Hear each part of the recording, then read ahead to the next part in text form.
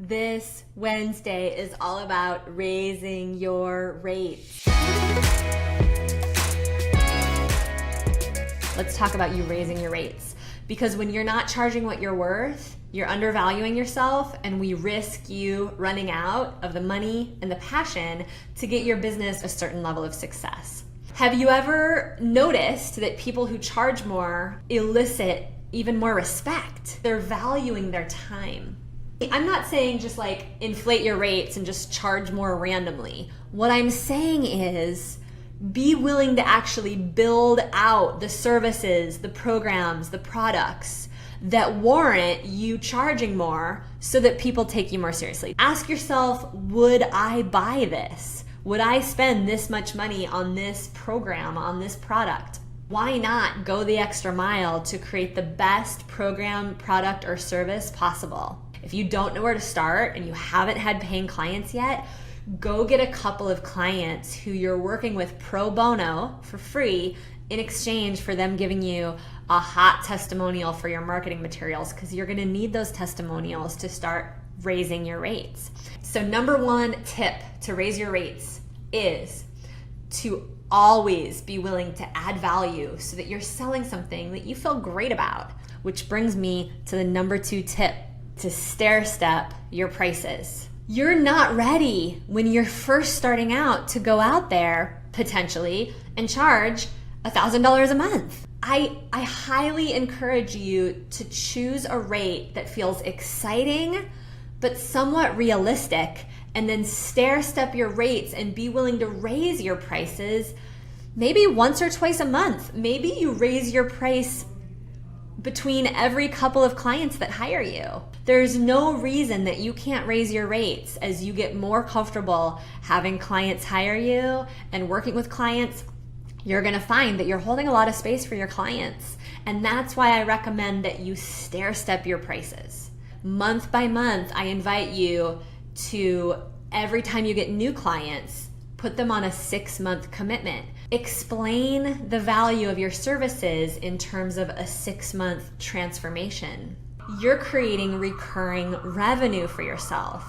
You're creating a way that people pay you every month, and you get to rest into the sustainability of having a certain amount of money coming in every month. Really great starting rates when you're in the mentorship field is anywhere between $297 a month and $497 a month. What you're gonna do with your numbers is you're basically gonna do simple division. $5,000 a month divided by 12 clients, it's about $416 a month, which isn't a great rate. So let's say that you charge $397 a month. Well, $397 a month is gonna get you a base level of $4,800 a month, approximately, right? I mean, this is sage math, by the way. I'm not an accountant. So, goddesses, this is a great starting rate for you, for a lot of you, $397 a month.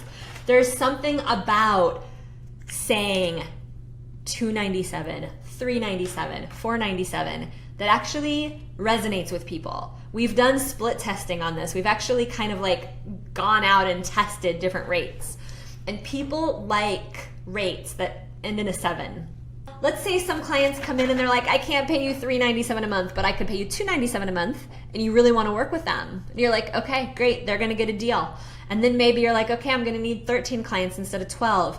You know, this is an equation. This is oftentimes not exactly what happens, because you're gonna have your first 2 clients, and then you're gonna have 1 client because one of them didn't work out.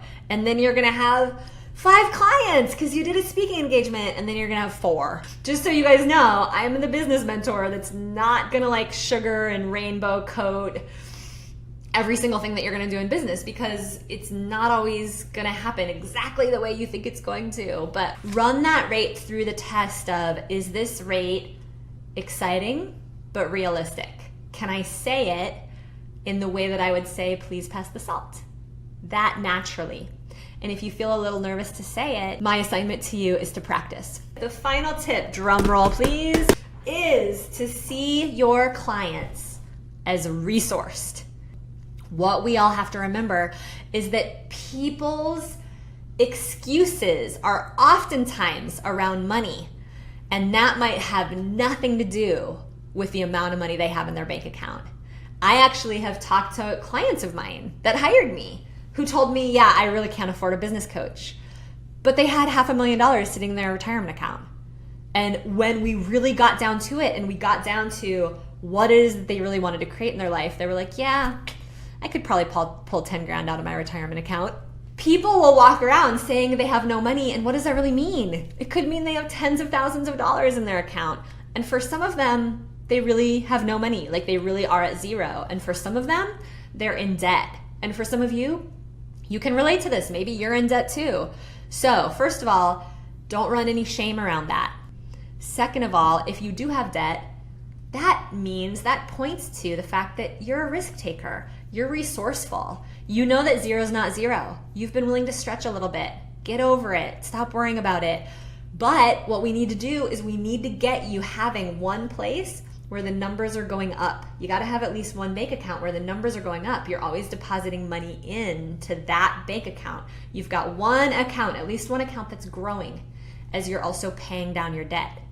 Don't be afraid to coach this person through that limiting belief that they might have that they can't afford it, because write this down. People don't buy because of how much money is in their bank account. They buy if they have an emotional reason to buy. Your people will come up with the money if they want the transformation badly enough. So get curious, be bold, be willing to get vulnerable with your potential clients and let them know that you've been there, you know where they're at, you've been in the negative yourself. I'm not seeing you as somebody who's broken and who can't get the money together. I'm seeing you as somebody who's resourceful and whole and creative. What would you want to get out of it if you did find the money to invest in a course like this? And yeah, if you are going to hustle around and pull the money together to invest in yourself through my services, I want to know what you're going to get out of it. But write that down. That's like $1 million question. What would you need to get out of this in order to make it worth the investment? And don't forget to hit subscribe so that we can get you free feminine business trainings delivered to your inbox. Just click the button and we will see you on the other side.